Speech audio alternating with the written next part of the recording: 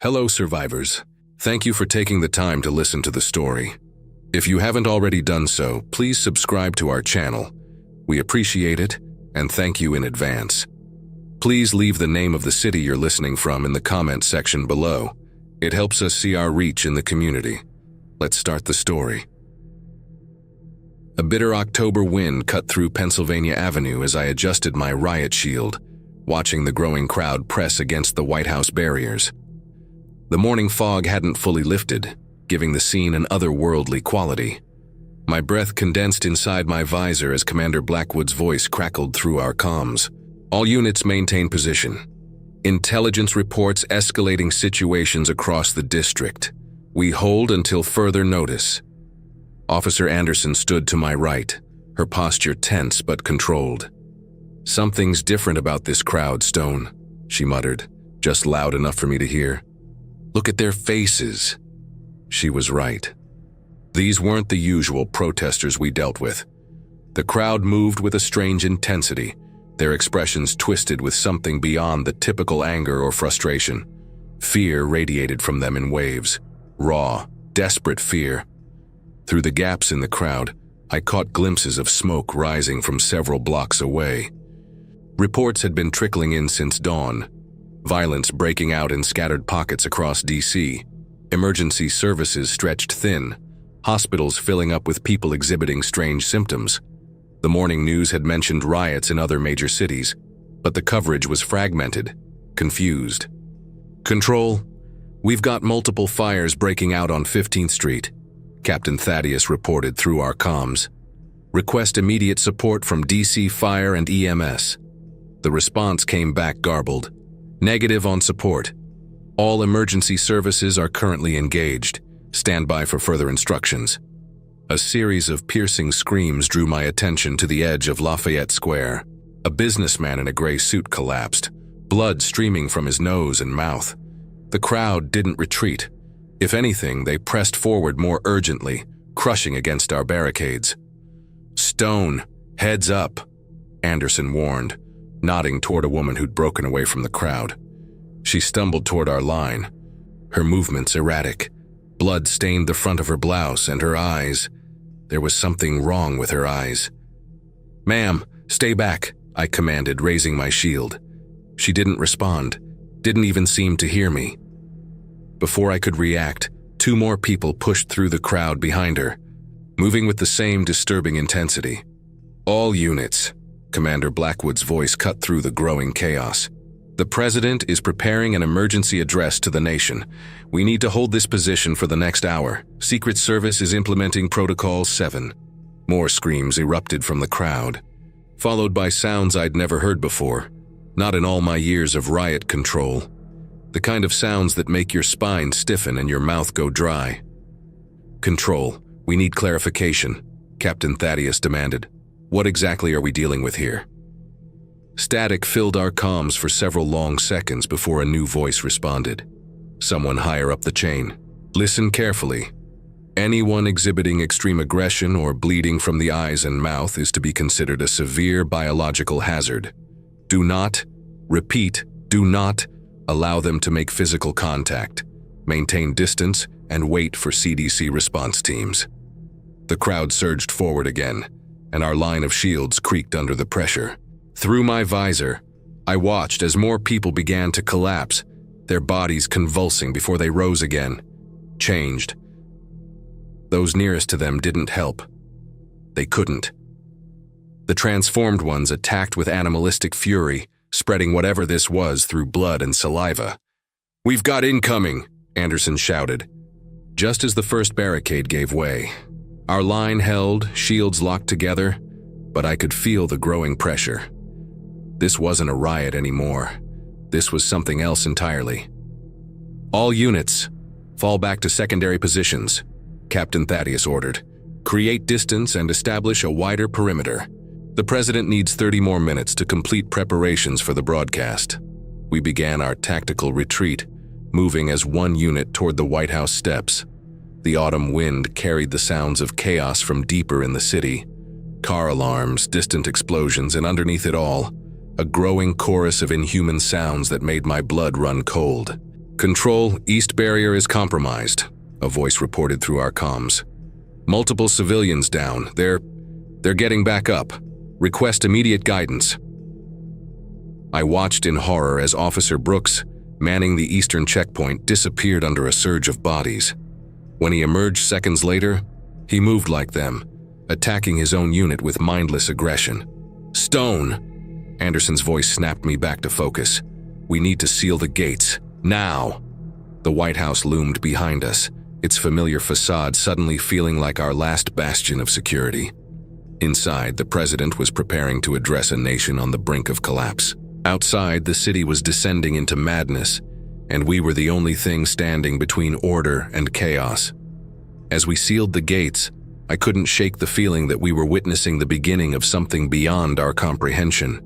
The sun hadn't even reached its peak, and already the world as we knew it was crumbling. All we could do was hold our position and pray the president's words would somehow make sense of this nightmare. Little did we know, the real horror was just beginning. The first shots came from the Secret Service snipers positioned on the roof, clean, precise rounds that dropped the infected before they could reach the fence line. Each shot echoed across Lafayette Square, but the gunfire had no effect on the advancing horde. They pushed forward relentlessly, trampling over their fallen companions, driven by an insatiable hunger we couldn't comprehend. "All units, new protocol in effect." Commander Blackwood's voice was steady but grim. "Secret Service has authorized lethal force against all threats approaching the perimeter. I repeat, lethal force is now authorized." I watched through my visor as Agent Wells, the Secret Service tactical commander, strode across the lawn, his movements deliberate and controlled. "Listen up," he addressed our line. "These are not civilians anymore. They're not responding to non-lethal tactics. Anyone showing signs of infection is to be considered an immediate threat." More shots rang out from above. The snipers were picking their targets with surgical precision, but for every infected that fell, 3 more seemed to take their place. The crowd had transformed into a seething mass of violence, and the barricades wouldn't hold much longer. "Stone!" Anderson called out, her rifle now replacing her riot gear. "East Wing team needs backup. They're getting overwhelmed." We moved quickly through the building's corridors, our boots echoing on the marble floors. The usual quiet dignity of the White House had been replaced by controlled chaos. Staff members rushed past with armfuls of documents, while Secret Service agents coordinated through their earpieces. The East Wing windows offered a clear view of the horror unfolding outside. The infected had breached the outer fence, their bodies piling against the reinforced barriers we'd erected. Agent Collins, one of the senior Secret Service members, fired methodically from his position, each shot finding its mark. "They're not stopping," he muttered, reloading with practiced efficiency. "Bullets slow them down, but unless you hit them in the head." His words cut off as a new wave of infected crashed against the barriers. The metal groaned under their combined weight. Anderson took up position beside Collins, her shots joining the steady rhythm of gunfire that now filled the air. 10 minutes until broadcast completion, came the update through our comms. Marine 1 is inbound. All units prepare for Phase 2 evacuation protocols. The infected finally broke through at the northeast corner. They poured onto the grounds like a flood of twisted humanity, their movements driven by pure aggression. The Secret Service response was immediate and overwhelming. Automatic weapons fire tore through the first wave, but the ones behind kept coming. "Fall back to position 3, Agent Wells commanded. "Create a corridor for presidential evacuation. Nothing gets through that line." We established a new perimeter, closer to the building. The infected that made it past the initial barrage met with concentrated fire from multiple positions. The lawn became a grim tableau of bodies and blood, the autumn wind carrying the acrid smell of gunpowder and death. Through my scope, I noticed something disturbing. Some of the infected weren't dressed in civilian clothes. They wore police uniforms, business suits, medical scrubs. Whatever this was, it had already spread through every level of society. "President's broadcast is complete," the announcement crackled through our comms. "Marine 1, you are cleared for immediate approach." The sound of helicopter rotors cut through the chaos. As Marine One descended toward the south lawn, the downdraft scattered fallen leaves and debris across the blood-stained grass. Secret Service teams moved with practiced precision, creating a protective corridor from the building to the landing zone. "Stone, Anderson, hold this position," Commander Blackwood ordered. "Do not let them breach this line." The next few minutes were a blur of constant firing and reloading. My world narrowed to the space between heartbeats, each shot carefully placed. Anderson moved with similar focus beside me, our years of training crystallizing into pure survival instinct. Through the din of combat, I heard the White House doors open. The presidential security detail emerged, moving in tight formation around their charge. Marine One's engines roared as they approached the helicopter. That's when everything went sideways. A group of infected burst through a weak point in our perimeter, charging toward the evacuation team. Secret Service agents responded instantly, their bodies forming a human shield as they opened fire. The president was rushed into the helicopter, but the cost was high. I watched Agent Wells take down 3 infected before a 4th sank its teeth into his neck. "Marine One is secure," the call came through our comms. "Repeat, package is secure. Begin facility lockdown procedures." The helicopter lifted off, banking sharply to avoid the chaos below. As it disappeared into the darkening sky, reality sank in. We were being left behind. The White House grounds had become a war zone, and we were the last line of defense. "All remaining units," Commander Blackwood's voice was solemn, "fall back to the building. Prepare for complete lockdown. We hold this position at all costs." Anderson caught my eye as we retreated toward the entrance. "This is just the beginning, isn't it?" I checked my ammunition and nodded grimly. The early afternoon sun blazed overhead, illuminating the carnage that the south lawn had become. The infected continued their relentless advance, and somewhere in the city, sirens wailed a requiem for the world we'd known. The massive doors closed behind us with a heavy finality. We were sealed inside the White House with whatever supplies we had left. Outside, the infected gathered like a tide of death, their growing numbers visible through every window. The hours ahead would test every limit we had, and I couldn't shake the feeling that many of us wouldn't survive this nightmare. Commander Blackwood gathered the survivors in the Situation Room. 28 of us remained, a mix of Riot police, Secret Service agents, and a handful of security staff. The room's monitors still flickered with live feeds from external cameras, showing the growing mass of infected surrounding the building. "Listen up," Agent Russell, now our ranking Secret Service officer, spread a building schematic across the central table. "We've got multiple breach points to secure. The basement tunnels, the service entrance, and that damaged section of the east wing fence." His finger traced each location methodically. "If any of these fail, we're overrun." Anderson studied the schematic, her tactical mind already working. "The tunnels are our biggest vulnerability. They lead straight into the building's heart." "Agreed," Russell nodded. "That's why we're splitting into teams. Stone, you and Anderson take Phillips and Chen from my detail. Secure those tunnels and set up a defensible position." I glanced at the Secret Service agents assigned to us. Phillips was older, graying at the temples, but his eyes sharp and alert. Agent Walsh looked younger than most agents, but her precise weapon handling betrayed years of intensive training. "The rest of you," Russell continued, "will be divided between the remaining positions. Remember, we're not just defending a building. This is the White House. Even with the president evacuated, we don't let it fall." As we gathered supplies, Chen approached me. "The security office on sub-level 2 has extra ammunition and riot gear. We should check it first." The White House's underground levels felt different now, the usual quiet efficiency replaced by an oppressive silence. Our footsteps echoed off concrete walls as we descended, tactical lights cutting through the dimness. Every shadow seemed to hide potential threats. "Hold up," Phillips raised his fist, stopping our advance. Ahead, the tunnel intersection was littered with papers and abandoned belongings, signs of a panicked evacuation. "Blood trail," he pointed to dark smears leading around the corner. We moved forward in formation, weapons ready. The trail led to a sealed security door, its window smeared with crimson handprints. Anderson checked the keypad. Still powered. Security protocols are holding. For now, Chen added grimly. But look at these marks. Someone was trying to get in, or keep something out. Phillips keyed in his access code, and the door released with a pneumatic hiss. The security office beyond was a mess of overturned furniture and scattered equipment, but the weapons locker stood intact, its reinforced door still sealed. Jackpot. Anderson smiled, but it didn't reach her eyes. We quickly distributed the additional ammunition and protective gear.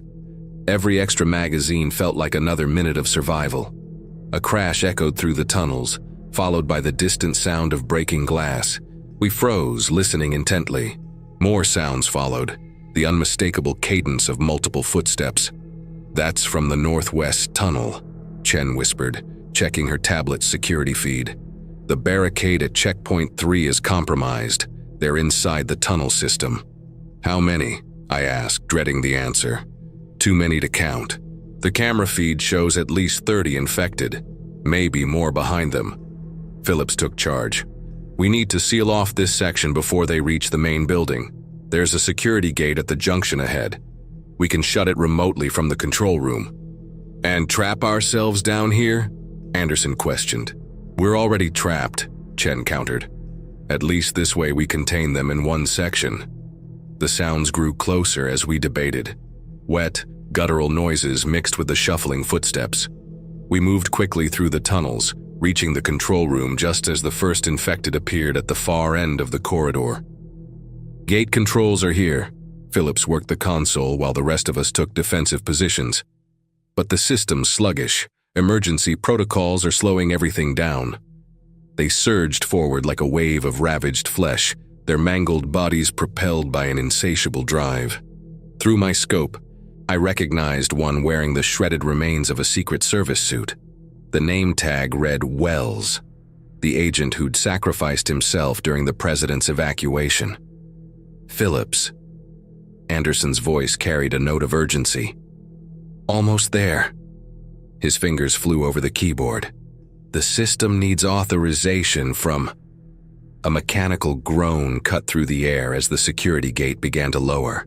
Too slowly, the infected broke into a run, crossing the distance with inhuman speed.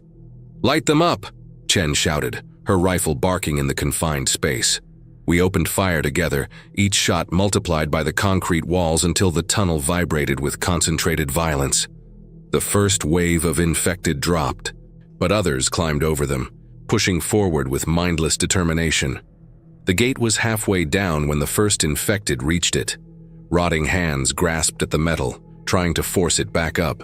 More joined it, their combined strength making the mechanism whine in protest. It's not going to hold, Phillips warned. We need to fall back to the secondary position.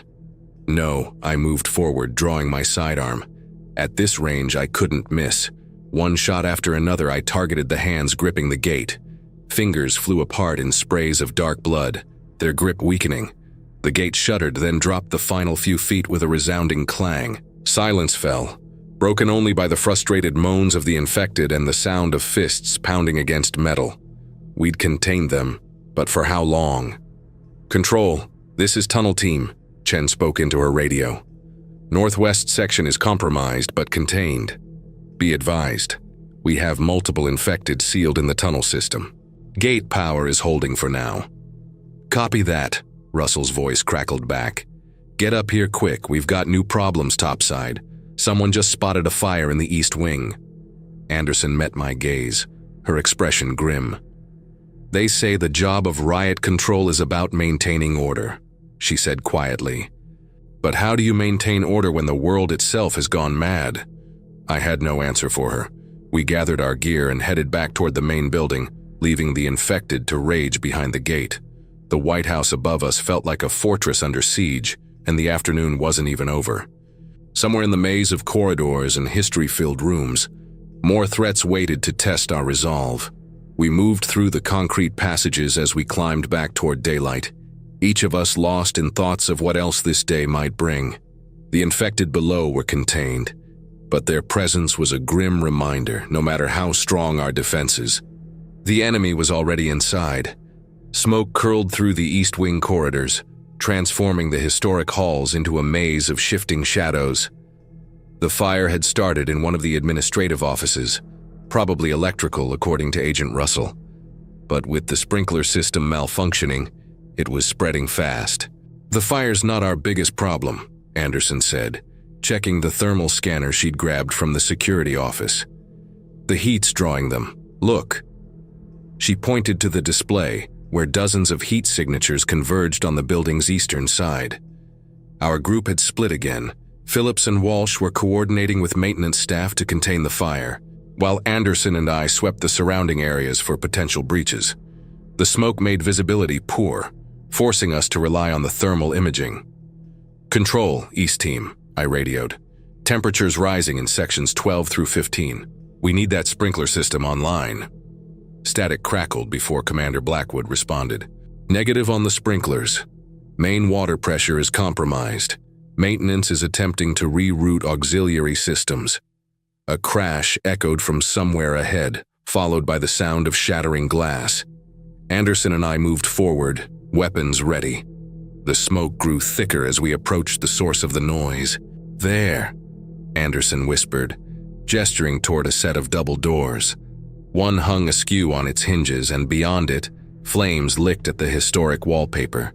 We entered carefully, the heat pressing against our faces. Through the broken window we could see them, infected climbing over each other, drawn by the fire's glow. The first ones had already breached the room. I raised my rifle, but Anderson grabbed my arm. "Wait, the noise will draw more. We need something quieter." She was right. I slung the rifle and drew my combat knife. Anderson did the same, and we moved in tandem toward the infected. The first one turned at our approach, its face a mess of torn flesh and exposed bone. Before it could react, my blade found the soft spot at the base of its skull. We worked methodically, taking down each infected with precision, but more kept coming through the window. The smoke worked to our advantage, masking our approach, but it also made breathing increasingly difficult. "Stone," Anderson's voice was muffled by her sleeve. "We can't hold this position. The fire's spreading too fast." A support beam groaned overhead, showering us with embers. The historic room was becoming an inferno, and we were trapped between the flames and the growing number of infected. "Control," I rasped into my radio. "Section 14 is lost. Fires spread to the ceiling, requesting immediate backup and evac route." "Copy that," Russell's voice came back. "Fall back to the map room. Phillips and Walsh are setting up a containment line." We retreated through the smoke-filled corridors, guiding each other by touch when visibility dropped to 0.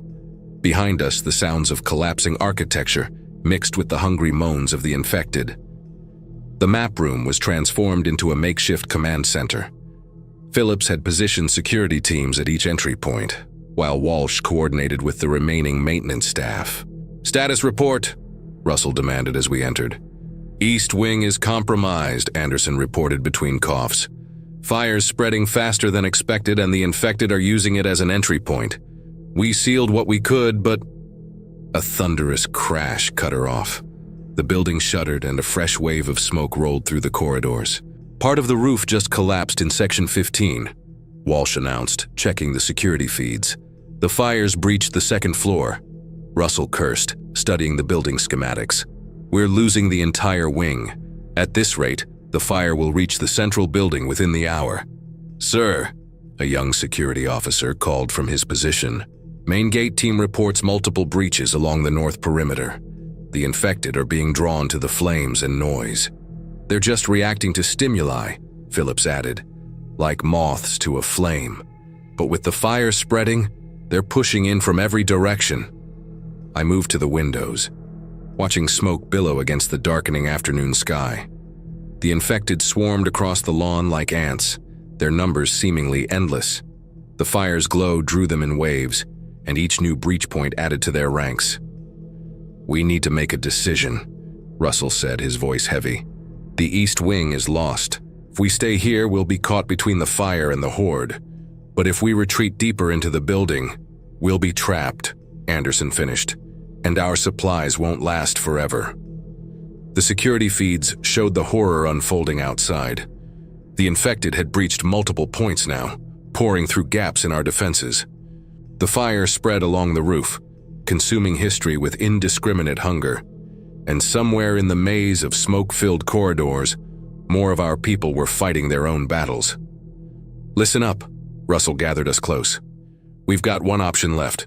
We fall back to the Oval Office. Agent Walsh has clearance codes for the PEOC bunker. It's our last line of defense." "The Presidential Emergency Operations Center?" Anderson asked. "Will the systems still work?" "The bunker runs on independent power and air filtration," Walsh confirmed. "If we can reach it, we can hold out until help arrives." "That's still a long way through unsecured areas," Phillips noted. "You got a better idea?" Russell asked. No one did. I checked my ammunition, 3 magazines left plus what was in my sidearm. Around me, others did the same, counting bullets like lifelines. The building creaked and groaned around us, a century of history surrendering to flame and chaos. We had maybe 20 minutes before the fire cut off our route to the bunker. 20 minutes to cross through halls crawling with mindless infected. 20 minutes to decide who would live and who would die in the burning halls of the White House. Russell looked at each of us in turn, his expression grim but determined. "Grab what you can carry, we move in 5 minutes and people—" He paused, letting the weight of the moment sink in. "Watch your corners, no one else dies today." If only wishes were enough to make it so. The path to the Oval Office became a gauntlet of fire and death. Every corridor held memories of the building we'd sworn to protect, now marred by blood and bullet holes. We moved as one unit, our training holding despite exhaustion and fear. "This isn't right," Anderson muttered as we passed the Roosevelt Room, just leaving it all behind. She voiced what we were all thinking. The White House wasn't just a building, it was a symbol of everything we stood for. Each room held pieces of American history, artifacts that had survived centuries of turmoil. Now we were abandoning it to creatures that couldn't even comprehend what they were destroying. The smoke grew thicker as we approached the West Wing. Through windows streaked with blood, I caught glimpses of the South Lawn. The infected stumbled aimlessly across grounds where presidents had once walked, drawn by the flames now consuming the East Wing. "Movement ahead," Walsh warned, her rifle trained on the corridor junction. 3 infected emerged from the cabinet room, their suits and dresses marking them as former staff members. They reacted to our presence with mindless aggression, lurching forward with outstretched hands. "Save your ammo." Philip stepped forward with his combat knife. Years of tactical training guided his movements as he dispatched each infected with swift efficiency. We reached the Oval Office as the last rays of afternoon light filtered through its historic windows. The famous room, usually immaculate, bore signs of hasty evacuation. Papers scattered across the presidential desk, chairs overturned in the rush to leave. "Secure the entrances," Russell ordered. "Walsh, how long to access the bunker?" 5 minutes to input the codes and cycle the airlocks," she replied, moving to a hidden panel behind the desk. "But the noise will draw them." Metal scraped against marble floors in the distance. From the cabinet room, guttural sounds grew louder. The infected were moving through the building, drawn by our movements and voices. "We hold this room," Commander Blackwood declared, his voice firm. "The Oval Office doesn't fall, not while we're still breathing." We took positions around the room, Anderson and I at the main doors, Phillips covering the windows, others spread between remaining entry points. The sounds grew closer, accompanied by the growing roar of flames. "First wave incoming," Anderson called out. Through the doorway, shadows moved in the smoke-filled corridor. The infected appeared in clusters, stumbling over each other in their blind drive to reach us. We opened fire together, our shots precise despite fatigue. Bodies fell, but more replaced them. The noise only drew others, creating a cycle of violence that threatened to overwhelm us. "How much longer?" Russell shouted over the gunfire. 3 minutes, Walsh responded, her fingers flying over the keypad. "The system's running security protocols." An infected crashed through one of the historic windows, sending glass shards across the presidential seal woven into the carpet. Phillips dropped it with a clean headshot, but others followed.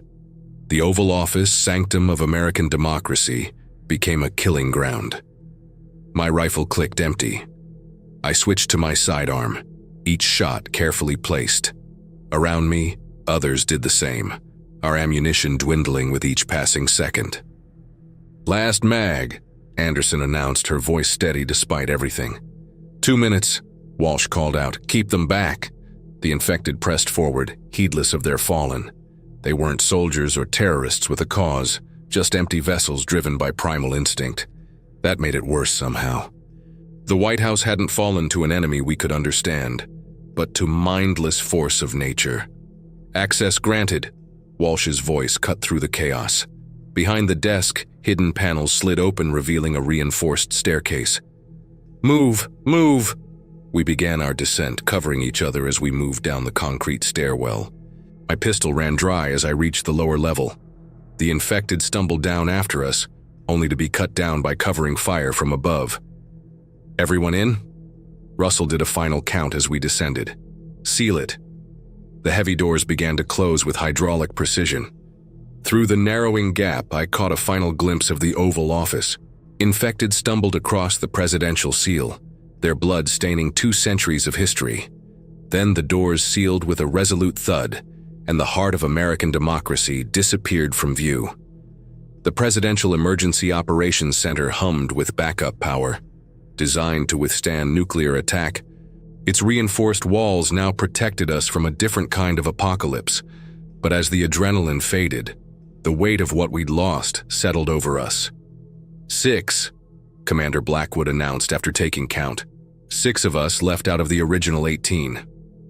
I looked around at the survivors. Anderson, Walsh, Phillips, Russell, Blackwood, and myself. Faces streaked with soot and blood, eyes haunted by what we'd seen.